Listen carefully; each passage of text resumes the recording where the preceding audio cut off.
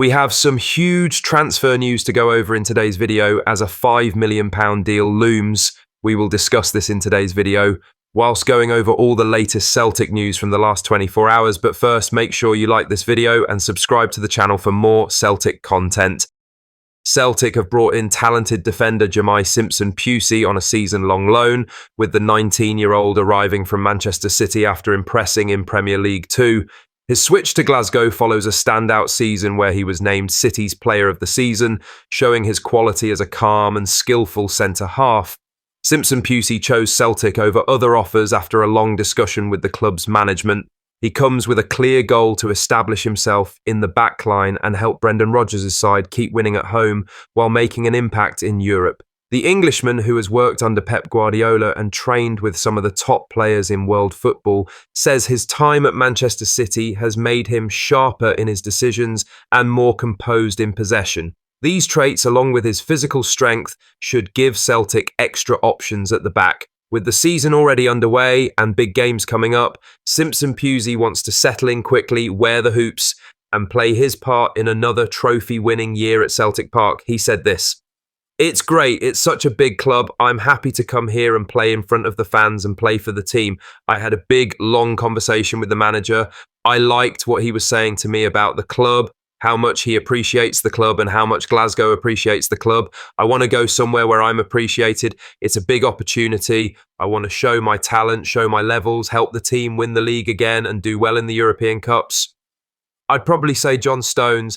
From the first game I played with him, I felt very comfortable. He's just a very composed, top player, he concluded. His admiration for Stones hints at the type of defender Celtic supporters can expect.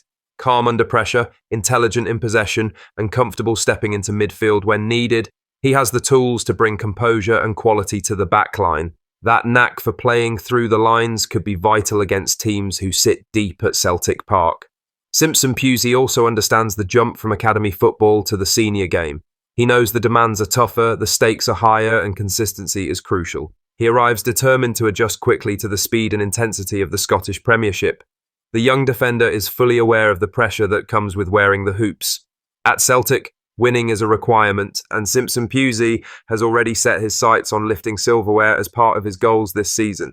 For the support, the arrival of a talented, ambitious, ball-playing centre-half brings real interest. If he can turn his hunger into commanding performances, Simpson-Pusey has the potential to become a key figure in Celtic's pursuit of more trophies. Now for the main story. Reports in England suggest Celtic could face competition if they move for Wycombe Wanderers striker Richard Cohn, following previous links reported by Team Talk. The 22-year-old was one of the standout performers in League One last season, finding the net 21 times and attracting interest from several clubs. His prolific return has made him one of the most sought-after young forwards in the EFL. Swansea City have already made their intentions clear with EFL analysis, claiming the Welsh side have lodged a £4.5 million bid. It's thought Wycombe value their top scorer at around £5 million, leaving the Swans within touching distance of a deal. If Celtic see Cohn as a viable target, they would need to step in quickly to have any chance of beating the Championship outfit to his signature. The Hoops' attacking options have been under the microscope all summer.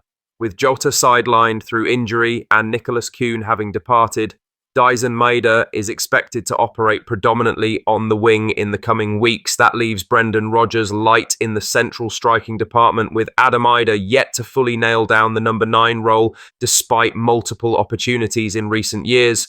Cohn's rise mirrors that of players such as Ivan Toney, who was playing in England's third tier before stepping up to the Premier League. Celtic have moved to bolster the squad in that area, adding Shin Yamada and Callum Osman to the ranks. However, neither is proven at the required level, and both may need time to develop before they can be relied upon as regular starters. That has fueled calls from supporters for a more established finisher to be brought in before the window closes. Cohn represents another opportunity to take a calculated punt on a lower league talent with a proven record in front of goal. Celtic famously passed up the chance to sign Toney, instead opting for Albion Ajeti, a move that failed to pay off. Whether Celtic make a concrete move remains to be seen, but the clock is ticking. With other clubs circling and Wycombe open to selling for the right price, hesitation could see another promising target slip through Parkhead's grasp. In other news, former Celtic defender Charlie Mulgrew has urged the Hoops to keep their focus sharp after being drawn against either Slovan Bratislava or Kairat Almaty in the Champions League playoff round. Brendan Rodgers' side will play the first leg at Celtic Park before travelling away for the decisive second leg. Celtic know both possible opponents carry very different challenges. They swept aside Slovan 5-1 in last season's competition, but Mulgrew insists that result cannot be taken as a guarantee of progression. Meanwhile, a trip to Kazakhstan to face Kairat would pose a huge logistical test, especially with a Glasgow derby at Ibrox scheduled just days later.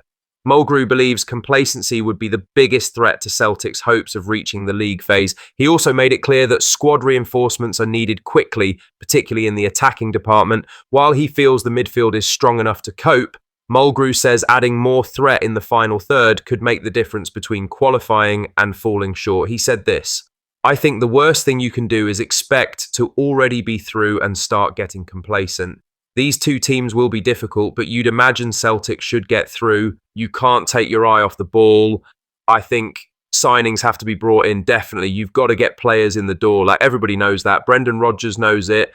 I just don't know how much money Celtic are willing to spend, but time will tell. Forward players are needed quickly. The midfield is fine. They look strong there, but it's those forward players in the final third who make the difference and get you results," Mulgrew concluded. With the first leg under the lights at Celtic Park, Rodgers will want his side to put the tie to bed early. However, the potential second leg journey to Kazakhstan, with its long travel, time difference and fatigue factor, would be far from ideal preparation for the trip to Ibrox. The Irishman has spoken before about the importance of adding quality in the window, and Mulgrew's comments only reinforce the urgency to act before the playoff begins. Failure to bring in fresh attacking options could leave the Hoops stretched at a key moment in the season, especially with such a punishing schedule on the horizon. The next few weeks will decide not just Celtic's European fate, but also how they approach one of the most important domestic fixtures of the campaign. Lastly, Ioda has come under heavy fire after Celtic's tight 1-0 win over St Mirren on Sunday, with many unhappy about his missed chances at Celtic Park. Leading the line in the Premiership opener, the striker couldn't find the net despite having opportunities to kill the game off. The Ireland international hit the post in the second half when he got on the end of a cross, and he also passed up two good-headed chances during his 72 minutes on the park. He saw little of the ball in dangerous areas overall, managing just 8 touches inside the box and winning only 1 ground duel. That display has raised questions about whether Ioda can provide the clinical edge needed to justify his $9 million transfer fee. Some supporters have already voiced doubts over the signing, with calls for Celtic to bring in another striker before the transfer window shuts. Former Celtic defender Charlie Mulgrew, though, has moved to defend the under-pressure frontman. He stressed that Ioda offers more than just goals and believes his finishing will come good if he keeps working hard. He said this: "He'll have a good season for Celtic. He had a couple of headers and that volley that came off the post. Unlucky. He does the hard work and the goals will come. I still think Celtic need another striker to compete with Ioda and keep the standard high," he said. Mulgrew's comments match the view of Brendan Rodgers, who has often praised Ioda's movement, link-up play and strength, even when his finishing has been questioned. The former Celtic skipper believes those qualities will lead to a more steady flow of goals over time. The pressure on Ioda will remain, and supporters wanting sharp finishing in close games, every miss will be picked apart, particularly when Celtic's control of a match isn't shown in the scoreline. Celtic's £9 million spend on Ioda means patience will run thin if his scoring record doesn't improve soon. But with both Rodgers and Mulgrew backing him, the Irish striker knows he still has key people on his side. Now it's up to Ioda to repay that faith by finding the net more often, starting in the next game against Aberdeen at Pittodrie, where another quiet day in front of goal would bring the same strong criticism. What are your thoughts on these? Let us know down in the comment section below. Make sure you've liked this video and subscribe to the channel for more Celtic content.